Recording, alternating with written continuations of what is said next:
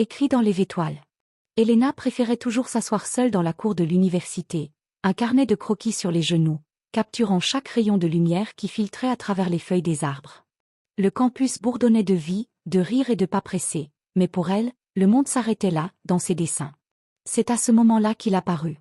Grand, élégant, avec des yeux profonds et mystérieux, Adrian s'arrêta net lorsqu'il la vit. Il ne comprenait pas pourquoi, mais quelque chose en elle le retenait, comme si l'univers lui-même le guidait vers elle. « Ton dessin, il semble vivant », murmura-t-il en s'approchant. Elena sursauta légèrement, rougissant. « Oh, merci. Je fais ça quand je veux disparaître un peu. » Adrian esquissa un sourire, comme pour lui dire qu'il comprenait sans rien ajouter. « Étrange, » dit-il presque pour lui-même. « Tu es la seule personne à qui je ne peux pas détourner le regard. » Et c'est ainsi que commença leur histoire. Les jours passaient, et chaque rencontre, chaque échange, chaque rire partagé semblait confirmer ce qu'ils ressentaient au plus profond de leurs âmes, ils étaient faits pour se trouver. Les nuits à la bibliothèque, les coins tranquilles où ils s'asseyaient ensemble, les mains qui se frôlaient sans qu'ils osent se l'avouer, tout cela ressemblait moins à une rencontre qu'à un souvenir retrouvé.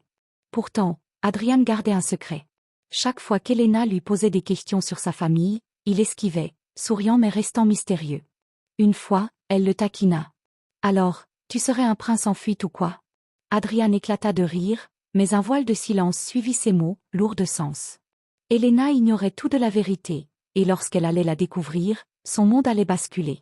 Cette vérité éclata une soirée au café.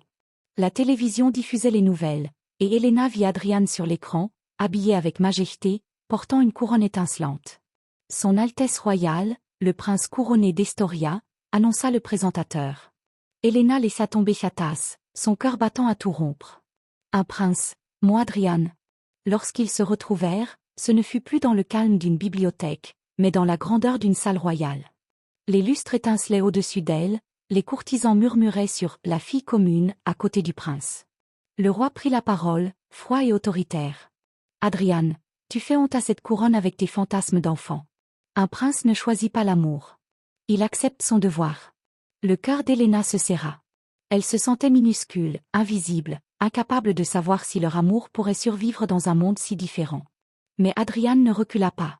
Sa voix trembla de passion et de détermination. « Si le devoir signifie renier mon cœur, alors je ne suis pas un prince. » Les murmures de la cour se turent, surpris par son audace.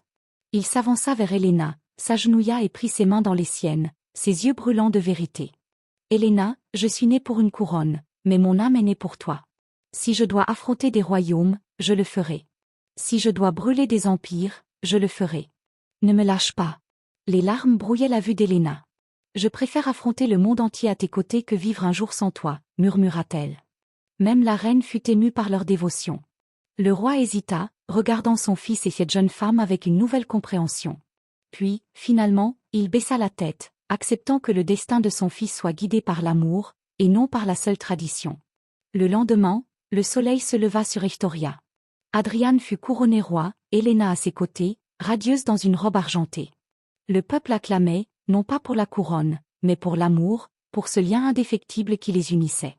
Adrian se pencha vers elle et murmura. « Dans chaque vie, dans chaque univers, je te retrouverai toujours. » Elena sourit à travers ses larmes. « Et je te choisirai toujours. » Les étoiles avaient écrit leur histoire bien avant leur naissance.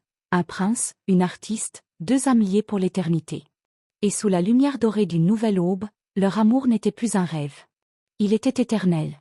Étincelle écrit dans les étoiles étincelles.